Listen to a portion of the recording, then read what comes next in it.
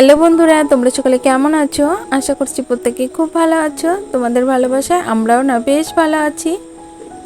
তোমাদের প্রত্যেককে SM simple হাউজের পরিবারে অনেক অনেক স্বাগত। আর আমার এই ভিডিওটা কাছে ও দূরের যে সকল বন্ধুরা দেখছো তাদের প্রত্যেককে অনেক অনেক ধন্যবাদ এবং আন্তরিক ভালোবাসা জানিয়ে আমার ব্লগটা এখান থেকে শুরু করলাম। আশা করছি আজকের ব্লগটাও তোমাদের খুব খুব ভালো লাগবে।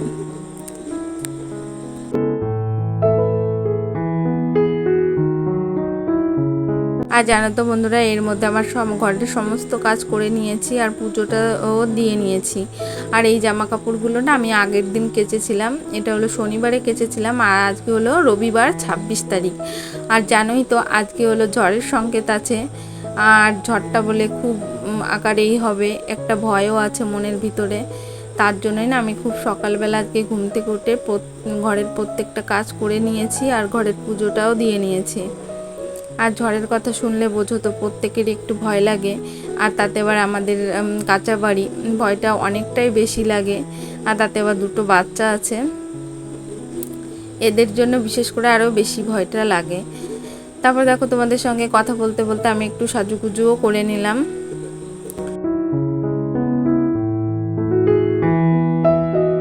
তো প্রতিদিন এই গাছগুলোতে জল দেওয়া হয়, আর শনিবারের দিন প্রচণ্ড রোদ উঠেছিল, আর তাপে না এদের গোড়াগুলো সব শুকিয়ে গেছে।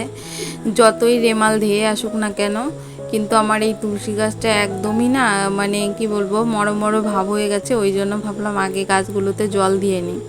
আর এটা আমি আগেই দিই, স্নান করার আগে, আজকে পরে দিলাম, যেহেতু ওই যে গাছগুলো মরো ভাব হয়ে গেছে আর পাতাগুলো না কেমন শুকনো শুকনো হয়েছে, ওই জন্যে গাছের জলগুলো দিয়ে নিলাম।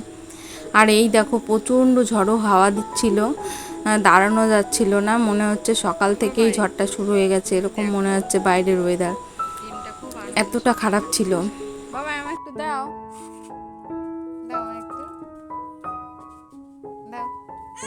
না ওদের দুই ভাই বোনের জন্য দুটো ডিম সিদ্ধ করেছিলাম, তাই দেখো ছেলেটা তো ছেলে খেয়ে নিয়েছে, আর মেয়েটা যে মেয়ে খাচ্ছে ওকে খুব কান্নাকাটি করাচ্ছে ওর দাদা ভাই।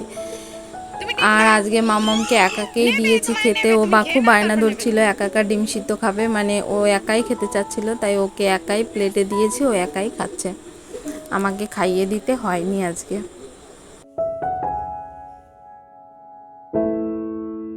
মধ্যে আর এই দেখো চলে আসলাম মেশিনটাকে একটু ঠিক করতে, গুছিয়ে নিতে, যেহেতু ঝড় আসলে না আমাদের ঘরের মানে পুরো জল ঢুকে যায়, তার সঙ্গে বৃষ্টি হলে পারে, তাই এই মেশিনের পায়াগুলো না প্রচণ্ড জং ধরে গেছে।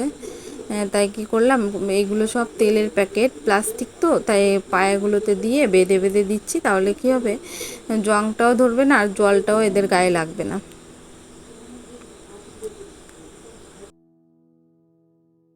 পায়াতে প্লাস্টিক ছিল, কিন্তু এই প্লাস্টিকটা যে কবে কবে মানে ছিঁড়ে গেছে আমি বুঝতেই পারিনি।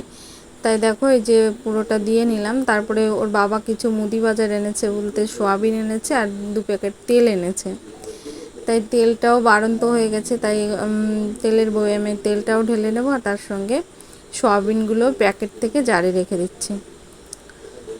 আর এইগুলো না সকালে বাজারে গেছিলো ওর বাবা নিয়ে আসছে, কিন্তু আমার ছেলে না এতটা বায়না ধরছে, মানে চিকেন খাবে বলে কি বলবো, ভেবেছিলাম আজকে ঝড় আনবো না, আর রবিবার হলেই না ও চিকেন খাওয়ার প্রচণ্ড বায়না ধরে। এত যে বলছি যে বাবা আজকে চিকেনটা আনতে হবে না, ঝড় আসবে, কিভাবে কি রান্না বান্না করব, তাতে আবার কারেন্টেরও সমস্যা, আর সকালবেলা থেকে না প্রচণ্ড ঝোড়ো খাওয়া দিচ্ছে, কিন্তু ছেলে একদমই শুনছে না, বলছে আজকে ভাতই খাবো না যদি তোমরা চিকেন না আনো।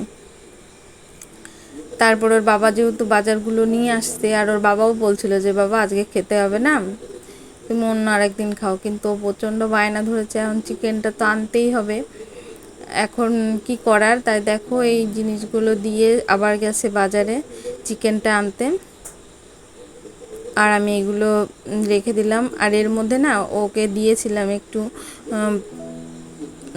ছেলেকে কিছু খেতে দিয়েছিলাম, ছেলে সেটা খাবেই না, প্রচণ্ড রাগারাগি করছিল।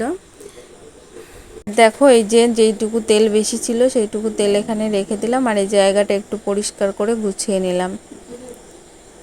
তারপর দেখো বোতলে একটু জল নেই, তাই বোতলে জল ভরে নিলাম। এই যে 4-5 বোতল জল ভরা আমার হয়ে গেছে, আর এটা ভরলে হয়ে যায়।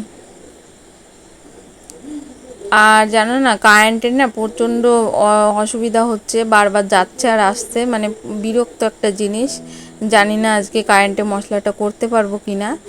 তারপর দেখো এই যে জলের বোতলগুলো রেখে এই জায়গাটা একটু মুছে নিচ্ছি, যেহেতু জল পড়েছে। আর ওই দেখো ওই ধামার ভিতরে সব একটু থালা বাসনগুলো রেখেছি। এর মধ্যে মামামকেও একটু খিচুড়ি রান্না করেছিলাম মামামের জন্য, মামামকে সেটা খাইয়ে দিয়েছি।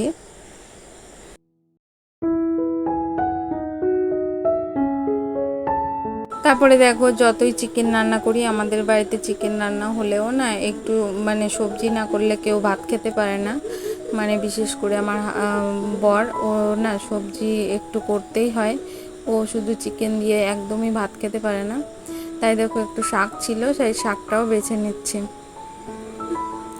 আর এর মধ্যে আমি মশলাগুলো কুটে নিয়েছি, এখন মশলাটাও করে নেব। এই দেখো মশলাটাও করে নিচ্ছি। অবশেষে যাও কারেন্টটা এই সময়টা ছিল, তাই মশলাটা করতে পারছিলাম। আর মামা না খুব দুষ্টুমি করছিল এই সময়, তাই মামামের সঙ্গে একটু কথা বলছিলাম। মামা আবার ঘরের দিকে গেল। আর এদিকে আমার মশলাটাও করা হয়ে গেছে।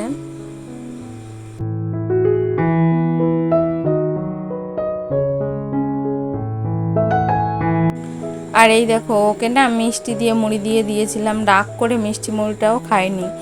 আর এইদিকে আমার বড় ছেলে, মানে আমার ভাসুরের ছেলে, ও খেয়েছে হলো পান্তা ভাত। সোয়াবিনের তরকারি ছিল কালকেকারের নিরামিষ, সেটা দিয়ে খেয়েছে। ওদের যে শাকটা কেটেছি ওটাও ধুয়ে রেখেছি, আর মশলাটাও করে রেখেছি, সবটাই রান্নাবান্নার জন্য গুছিয়ে রেখেছি। আর এই দেখো এর মধ্যে যে মিষ্টি মুড়িটা ছিল ফেলে দেবো, তাই আমি ভাবলাম খেয়ে ফেলি। আর এর মধ্যে কথা বলতে বলতে আমাদের খোকার বাবাও চলে এসেছে চিকেনটা নিয়ে। আর আজকে না গোটাটাই এনেছে, যেহেতু গোটা মুরগিটা, এই যে যেই ছালটা পাওয়া যায়, তারপরে দুটো টেংরি পাওয়া যায়, এইগুলো আবার আমার ছেলে খুবই পছন্দ করে, টেংরিটাও খুব পছন্দ করে, আর তার সঙ্গে উপরের ছালটাও।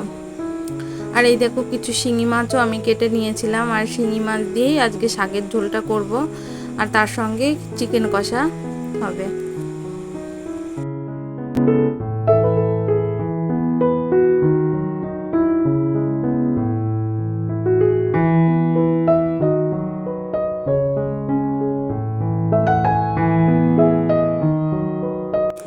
আর এই সময়টাও না কারেন্ট চলে গেছিলো, ওই ঘরে একটা এমার্জেন্সি আছে, সেটা জ্বালিয়েই আমি রান্নাটা স্টার্ট করেছি। যেহেতু ভিডিওটা এতটা বড় করলাম আর এখানেই রেখে দেবো, ওই জন্য ভাবলাম যে না এমার্জেন্সিটা জ্বালিয়েই ভিডিওটা করি।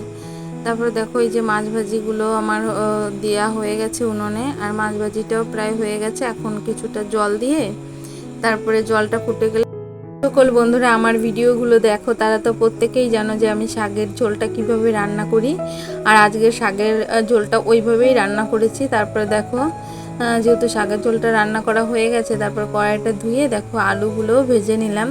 আর আজকের চিকেনটা না ওর বাবাই রান্না করবে,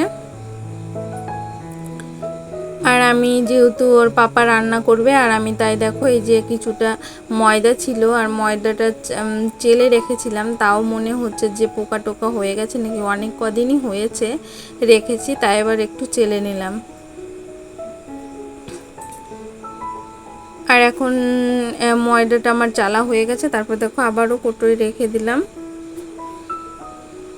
আর এর মধ্যে মাম্মামও একটু ঘুমিয়েছিল, আর বাইরে প্রচণ্ড হাওয়া হচ্ছে, তো ওই জন্য মানে, আর ঘরে যেহেতু কারেন্ট নেই, আর মাম্মাম বেশি সময় ঘুমালো না, উঠে গেছে মাম্মাম। এখন আমি মাম্মামকে ধরবো, আর এদিকে ওর পাপা রান্নাটা করুক।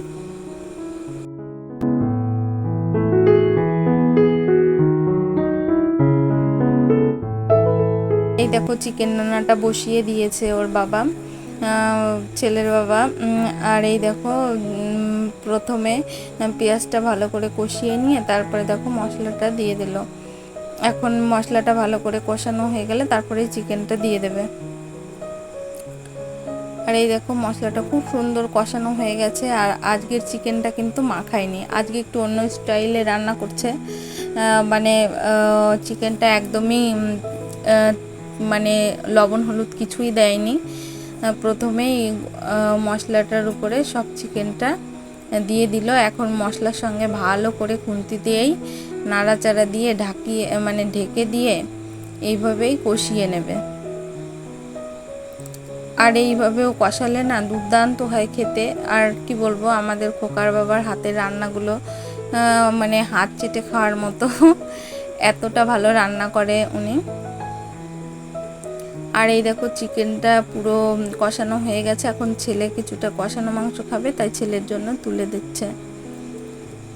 আর এই দেখো দুই ভাই বোনে কষানো মাংস খাচ্ছে আর ওইদিকে মাংসটা ফুটছে।